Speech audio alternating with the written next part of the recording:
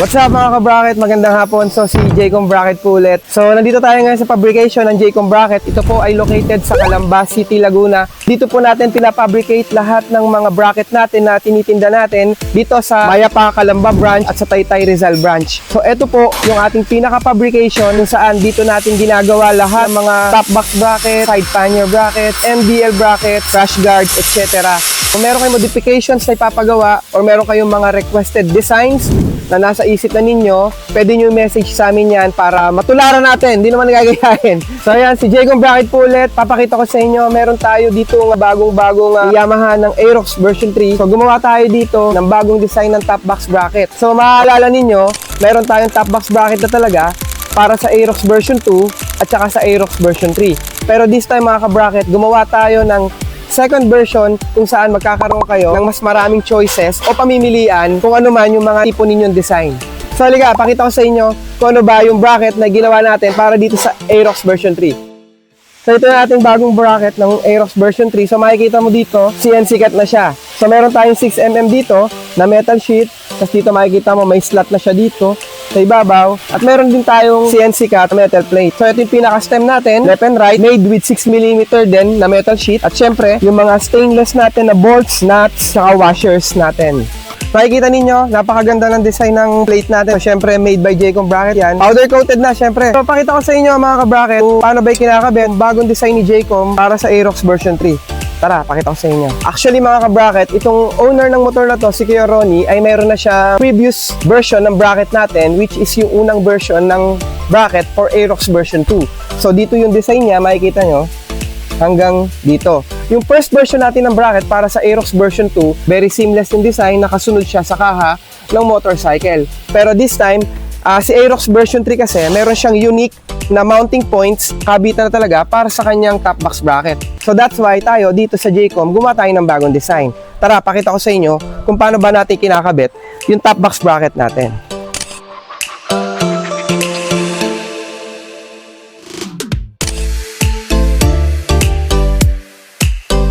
So mga ka-bracket, nakabit na natin yung first stem natin para sa left side and then yung second stem natin para sa right side. So ito yung first two stems natin na magiging foundation ng bracket natin kung bakit siya magiging matibay. So mga ka-bracket, yung ginamit natin na bolt dito is the right size lang para may kabit natin itong stem na to. Kasi kapag humaba siya, meron siyang tubo sa ibabaw kung saan hindi na magsasagad yung tornilyo. So kapag sumobra, yung bolt na inilagay natin, tatama na siya dun sa ceiling ng chassis, so hindi na sasagad yung bolt. So magiging maluwag na siya. So it is very important na saktong-sakto lang talaga yung bolt na ilalagay natin. Okay? So ito, saktong-sakto siya, nakalagay na yung stem natin, dito pa lang, kita nyo na matibay na. Pero hintayin natin yung pinaka-main bracket natin na magsisilbi naman second foundation ng ating bracket. Makikita ninyo, yung design nito is very seamless din. Nakaayon to sa mga curves and lines ng Aerox version 3. So, papakita ko sa inyo. Tara, kabit na natin to. So ito na. Ito na agad yung main foundation ng bracket natin. Okay? So ayan na siya. So even the beginner, mga ka-bracket, kayang-kaya ito ikabit. Walang ka-problem, no? Masasabi ko na talagang easiest 1, 2, 3 lang yung pagkakabit ng bracket natin para sa Aerox version 3. Yan mga ka-bracket, nakabit na natin yung para sa left side and then para sa right side. So this time, kakabit naman natin yung pinaka-plate niya. So mga ka-bracket, remember lang, no? So luwag muna po ito sa pagkakabit ng inyong bracket. So syempre, alam nyo naman yan, kung nanonood na kayo ng mga previous videos ni Jaycom, kapag tayo nagkakabit ng bracket, hindi agad natin sinisikipan yung mga bolts natin. So ito, luwag pa siya. So ang technique dyan, para mag-level to na ayos, is ikakabit nyo muna yung center plate ninyo o yung mounting plate. Kakabit natin yan dyan. Ayan o, saktong-sakto lang yan dyan. Pag nahigpitan nyo itong ibabaw na to, tsaka nyo lang hihigpitan itong mga bolts sa left and right ng main stem natin. Okay? So ganun lang. Pakita ko sa inyo kapag natapos na.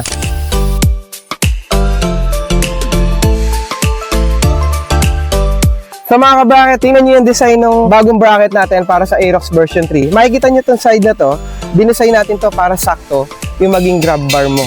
Ayan o, hindi siya ganong masakit sa kamay. Although flat bar siya, pero ayos pa rin siya hawakan kasi gawa ng design niya. Imbis na dito ka humawak, syempre sikip na, dito mas masarap hawakan kaysa dun sa stock. Pakita ko, baba mo yung center stand.